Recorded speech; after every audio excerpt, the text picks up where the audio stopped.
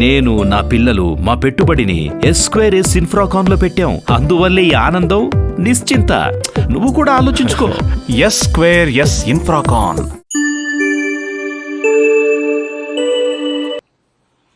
ఇక్కడ మొత్తం మీరు చూస్తే ఈ ల్యాండ్లో వెల్త్ క్రియేషన్ మోడల్లో land available trunk roads and other ఇన్ఫ్రాస్ట్రక్చర్కి 27,845. రిటర్నబుల్ ప్లాట్స్ మళ్ళా రైతులకు ఇచ్చేది 11,824. అదర్ పర్పస్కి ఉపయోగించేది 14,037. Land available for monetisation 8,274. మొత్తం ఇక్కడ ల్యాండ్ వాళ్ళు ఇచ్చింది కాకుండా గవర్నమెంట్ ల్యాండ్ అవన్నీ కలుపుకుంటే 53,715 ఎకరాలు మొత్తం వచ్చే పరిస్థితికి వచ్చింది. ఇవన్నీ కూడా మేము ఆలోచించింది.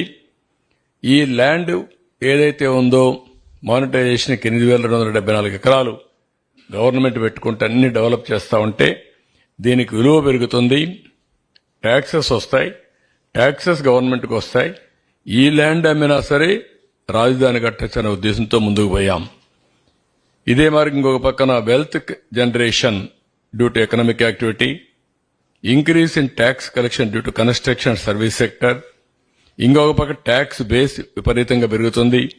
మల్టిప్లయర్ ఎఫెక్ట్ లో ఎకానమీ అభివృద్ధి అవుతుంది, రిసోర్స్ జనరేషన్ అవుతాయి, వెల్త్ డిస్ట్రిబ్యూషన్ ఈ యొక్క వెల్త్ క్రియేట్ చేసి ఆదాయం పెంచితే సంక్షేమ కార్యక్రమాలు కూడా ఈ డబ్బులు పనికొస్తాయని ముందుకు పోయాం. నెక్స్ట్ దీనిపైన మీరు ఒకసారి చూసినప్పుడు government of India capital gains exemption ఇచ్చారు రైతుల కోసం.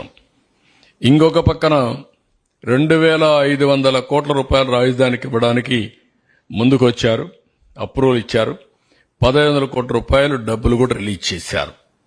ప్రైమ్ మినిస్టర్ వచ్చి ఫౌండేషన్ వేశాడు. జగన్మోహన్ రెడ్డి రాజధాని నడిమధ్యనే ఉండాలి అని గట్టిగా చెప్పాడు. 30,000 ఎకరాలు ఉండాలని చెప్పాడు. అసెంబ్లీలో స్పీచ్ ఇచ్చాడు. ఆ రోజు నేను అన్ని కూడా చెప్పాను ఏమేం చేస్తామని, అన్నిటికీ ఒప్పుకున్నాడు. ఇక్కడ ఇల్లు కట్టాడు. ఇల్లు కట్టినప్పుడు కూడా నాకు ఇల్లు లేదు, ఆయనకి ఇల్లు ఉందని చెప్పి గొప్పలు చెప్పుకున్నాడు, ఓట్లు వేయించుకున్నాడు. తర్వాత ఏం చేశారో మీరే చూస్తారంటే ఇది క్లియర్గా ఇక్కడే ఉండాలి, రాష్ట్రం మధ్యలో ఉండాలి, ఎలాంటి విభేదాలు ఉండకూడదు, అందరం కలిసి చేయాలని చెప్పిన పెద్ద మనిషి ఏం చేశాడో మీరే చూశారు. ఇక్కడికి వచ్చినప్పుడు సింగపూర్ లాంటి గవర్నమెంట్స్ అన్ని మనకు సపోర్ట్ చేశారు, ప్లానింగ్ ఇవన్నీ ఇవ్వడానికి కొత్త రాజధానికి. International funding agencies like World Bank, AIBP, JICA, కేఎఫ్డబ్ల్యూ వీళ్ళు కూడా ముందుకొచ్చి ఆర్థిక సహాయానికి వచ్చారు. హడ్కో, పిఎస్సీలన్నీ కూడా ముందుకు వచ్చి పబ్లిక్ సెక్టర్ బ్యాంక్స్ ముందుకు వచ్చాయి. అందరూ కూడా విల్లింగ్నెస్ ఇచ్చి ఈ ప్రాజెక్ట్ ని సపోర్ట్ చేసే పరిస్థితికి వచ్చారు. నెక్స్ట్ ఇక్కడ మీరు చూస్తే సింగపూర్తో ఒక ఎంఓయూ చేశాం. సింగపూర్ గవర్నమెంట్ ఎప్పుడు కూడా ప్రపంచంలో most respectable government, small state, most respectable, integrity కానీ, ఎఫిషియన్సీ కానీ, ఆనెస్టీలో కానీ నోబడి కెన్ క్వశ్చన్ సింగపూర్. అలాంటి కంట్రీ ముందుకొచ్చి ఫ్రీగా మనకు ఒక మాస్టర్ ప్లాన్ తయారు చేయించారు. First capital region concept master plan ఇచ్చారు. మొత్తం ఏరియా అంతా కూడా గుడివాడ, లేకపోతే ఇక్కడ ఈ పక్క చిలకలూరుపేట ఇవన్నీ కలిపి ఒక క్యాపిటల్ రీజియన్కి ఇచ్చారు. ఆ తర్వాత క్యాపిటల్ సిటీ మాస్టర్ ప్లాన్ ఇచ్చారు. ఆ తర్వాత seed capital area detailed master plan కూడా డీటెయిల్స్ ఇచ్చారు. ఈ డీటెయిల్డ్ మాస్టర్ ప్లాన్ లో 9 సిటీస్ వచ్చాయి.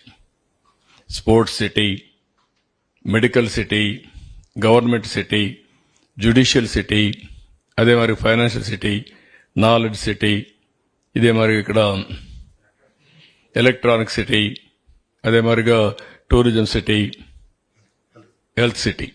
ఈ విధంగా 9 సిటీస్ మనం దీంట్లో ఏర్పాటు చేసుకోవడం జరిగింది. నెక్స్ట్ ఇక్కడ మీరు చూస్తే future, silent futures, smart city of India, new cities కావాలని అందరం మాట్లాడుతున్నాం.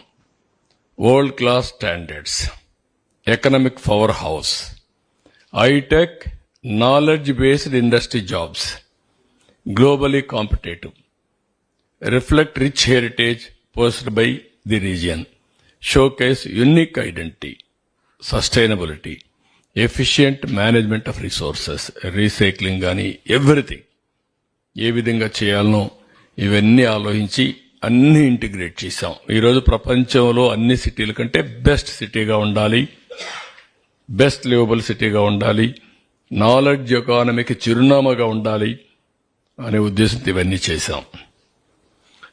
నెక్స్ట్ ఇక్కడ మీరు చూస్తే ఇది assembly, one of the best assembly ఇండియాలో ఉండాలని చెప్పి ప్లాన్ చేశాం.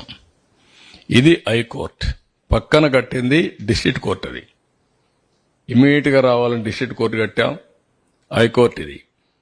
ఇక్కడ వచ్చే కొందికి 5 టవర్స్, అడ్మినిస్ట్రేటివ్ బ్లాక్స్, మొత్తం హెడ్ ఆఫ్ ది డిపార్ట్మెంట్స్ అన్ని కూడా ఒక చోట ఉండాలని, ఎఫిషియన్సీ పెరగాలని ఒక న్యూ కాన్సెప్ట్ తీసుకొచ్చాం.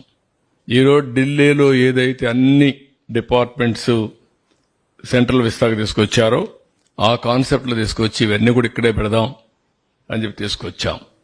ఇది కానీ వచ్చుంటే దానికి Norman and foster consortium UK based master architect గా పెట్టి మొత్తం తయారు చేశాం.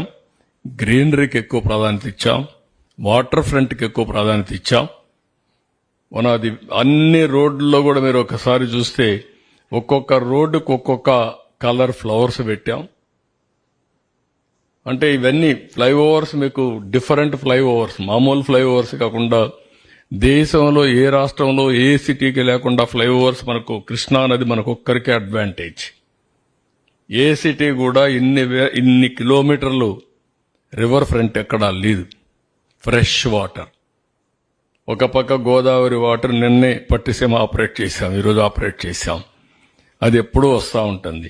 ఇంకో పక్క కృష్ణా వాటర్ వస్తుంది. 2 నదుల అనుసంధానం, నీటి ఎద్దడి లేదు, ఫ్రెష్ వాటర్ ఉంటుంది. ఫ్రెష్ వాటర్ ఉన్నప్పుడు హెల్త్ కూడా ఇంప్రూవ్ అవుతుంది. ఇలాంటి కాన్సెప్ట్స్ అన్ని పెట్టి మనం ముందుకు పోయాం. నెక్స్ట్ ఇక్కడ చూస్తే వర్కులు, Tier 1 infrastructure consisting of city level roads, utilities, village infrastructure, EHV rerouting అన్నిటి కలిపి 19,769 కోట్లు. Tier 2 infrastructure, last mile connectivity, LPS layouts, వాళ్ళకి ఇచ్చిన ఇండ్లకు కూడా రోడ్లు, వాటర్, ఆల్ అమ్యూనిటీస్ మోడర్న్ గా తయారు చేయాలి కదా, దానికి 17,910 కోట్లు.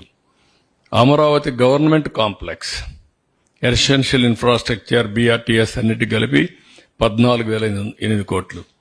టోటల్ ప్రాజెక్ట్ కాస్ట్ 51,687 కోట్లు. దీంట్లో టెండర్లు పిలిచింది 41,170 కోట్లు.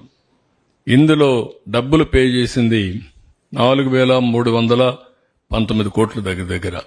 ఇంకా 1,225 కోట్లు ఇంకా పే చేయాలి.